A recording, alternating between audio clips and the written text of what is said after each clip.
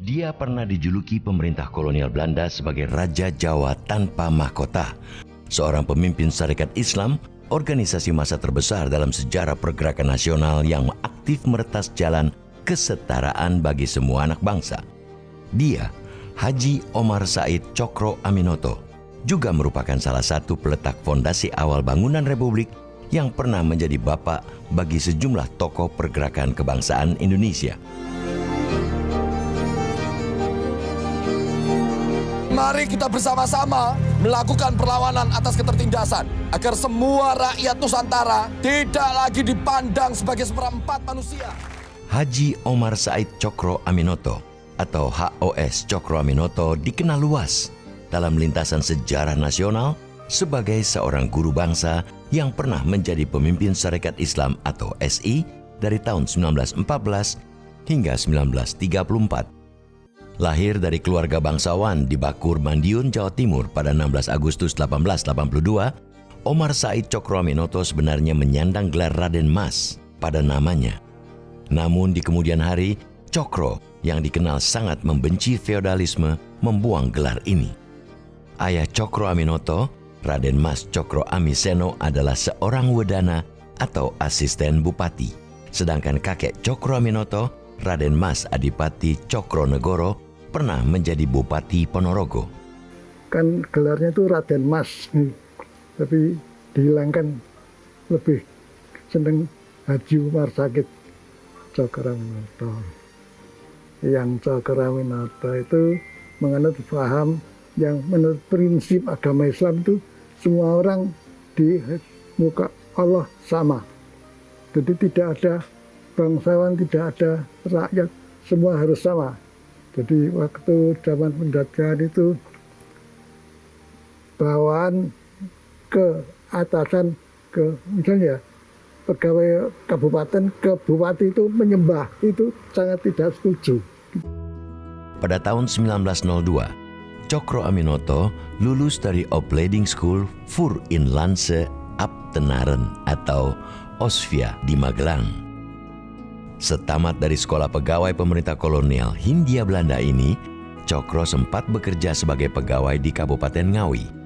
Namun, karena tidak menyukai sistem dan budaya feodal yang masih kuat di pemerintahan, Cokro Aminoto memutuskan meninggalkan pekerjaan dan karirnya sebagai pegawai pemerintah.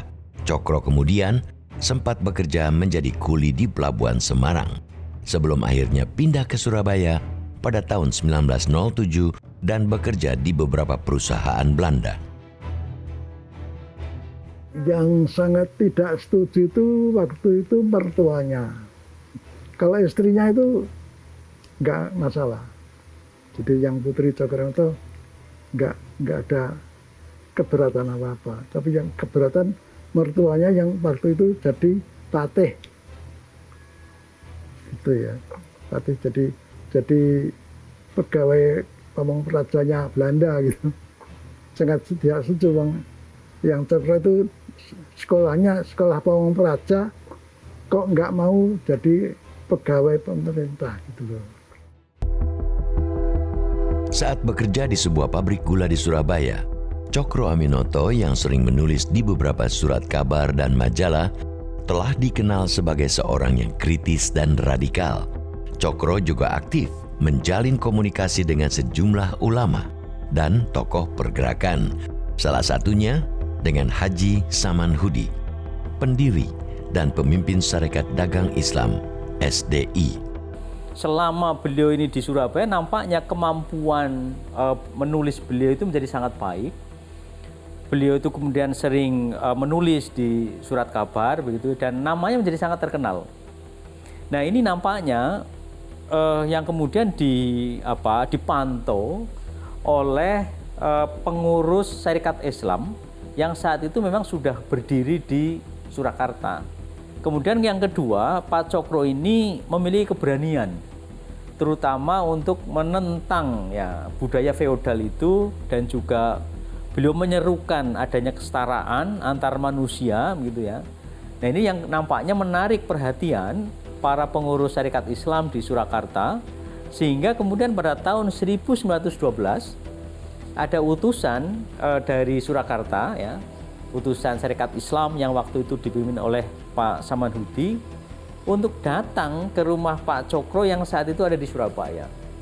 Nah, pada saat itulah kemudian Pak Cokro diajak untuk bergabung dengan Serikat Islam.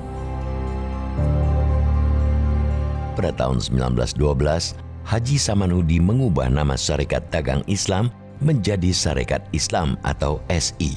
Saat itu, Cokro sendiri terpilih sebagai Ketua Cabang SI Surabaya dan dipercaya menjadi pemimpin redaksi utusan Hindia, surat kabar terbitan Sarekat Islam.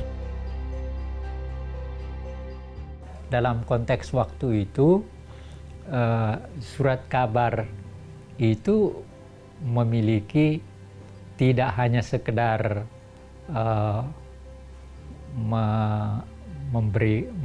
memuat berita dan sebagainya, tapi juga sebenarnya alat pendidikan. Cokro ini memiliki kelebihan, dia orator yang sangat menarik kalau pidato.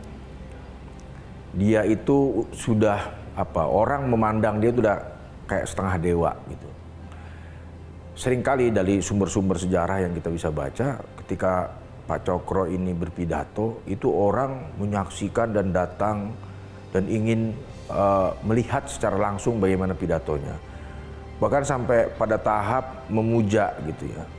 Jadi kalau orang melihat dia pidato, itu sampai berlomba-lomba mencium destar dia gitu, untuk ngalap berkah. Pada tahun 1913, dalam Kongres pertama Serikat Islam di Surakarta, Cokro Aminoto terpilih sebagai Wakil Ketua Sentral Serikat Islam atau CSI. Setahun kemudian, pada Kongres kedua SI di Yogyakarta, Cokro Aminoto terpilih menjadi Ketua Sentral Serikat Islam. Seiring keterpilihannya ini, Cokro Aminoto memindahkan kantor pusat SI dari Surakarta ke Surabaya. Pada tahun 1916, di mana posisi Sarekat Islam itu berada pada situasi puncak, anggota Sarekat Islam yang waktu itu tercatat itu mencapai 2,5 juta.